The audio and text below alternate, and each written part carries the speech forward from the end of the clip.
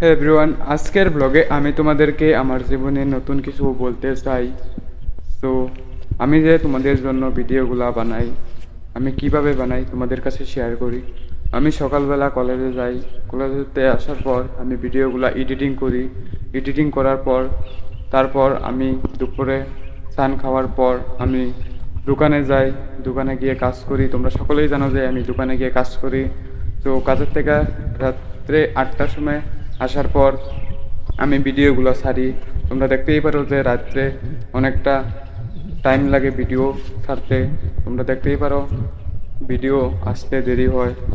So আমি জলদি জলদি তোমাদেরকে ভিডিও দিতে অনেকটা ট্রাই করব তোমাদেরকে ভিডিও দিতে।